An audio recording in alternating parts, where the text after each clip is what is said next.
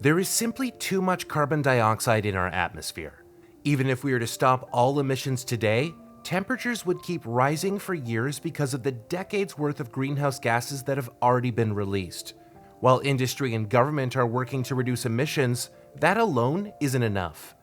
To avoid the most serious impacts of climate change, carbon removal technologies need to be scaled up alongside efforts to reduce and eliminate emissions. When we look at the response from academics and scientists, increasingly there's more and more of a voice saying this "and" message of we need to decarbonize and we need to remove carbon at the same time. We will not solve climate change without removing a lot of legacy CO2 from the atmosphere at a very large scale. Startups are drawing on the latest research to develop innovative ways to get carbon dioxide out of the atmosphere, such as using direct air capture to pull carbon from the sky, sequestering carbon in concrete, adjusting pH levels so that our waterways absorb more carbon, and accelerating the natural process of mineralization to store carbon in waste from mining operations.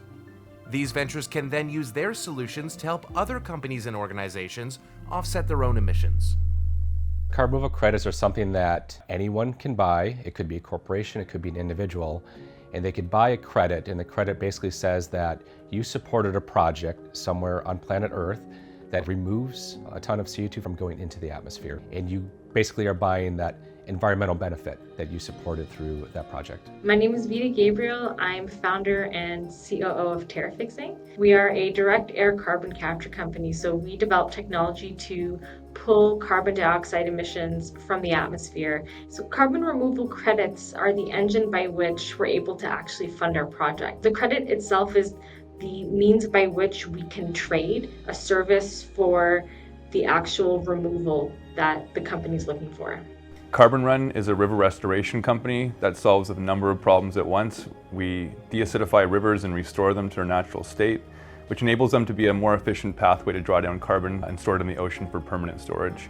We can't build projects without credits, and we can't have credits without projects. So there's a marrying of these two things of supply and demand that are critical for us. Carbon financing is the backbone of our company, and without that, these projects would not go live, and this is the reason why these river restoration projects have not scaled in the past. There are over 30 times more purchases of carbon credits than there are of deliveries.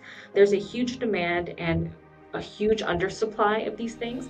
While the technology isn't at scale right now to deliver all the credits that they need today, really these transactions are to help accelerate and catalyze the market when technologies are still being developed and being deployed. The way it's being done these days is the company will actually prepay and say, okay, I'll pay you today for the service, and then you'll give me the certificate later when the carbon has actually been removed from the atmosphere so that I can go and show in my balances that I've actually removed the CO2 through your services. Monitoring and measuring are critical as the carbon removal market starts to scale. Buyers need proof that these new technologies are doing what they're supposed to do, which requires universal standards and careful oversight. So there's been these sort of big four carbon registries, and they lay out a set of guidelines, right, that project developers have to follow in order to get their credits certified so that they can actually be accessible to buyers in the voluntary markets. There's also project validation or validators. They're going to double check your work so that they can be sold to corporates and individuals on the market. When a customer buys a ton of removal from Carbon Run, it's very easy for us to show transparency in terms of where and when that credit was generated.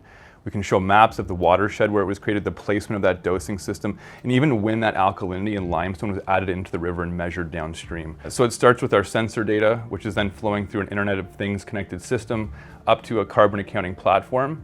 Third-party verifiers are then verifying that data to bring that to customers for either their own use of retirement or for transacting that credit. What's hopeful for me is that we can really just focus on the generation of the carbon removal, and there's a great mechanism or multiple mechanisms for us to have that verified with high integrity and brought to market for sale. All these big corporates are understanding and taking responsibility for their emissions. And if they really want to get to net zero by 2050, they have no option but to pay for carbon removals. The market is young, and the early players will be the ones who will shape ultimately what the carbon removal market will look like.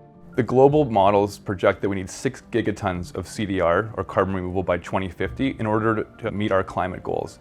In order to get there, that means a 300% growth curve year over year for this industry to reach that scale of production.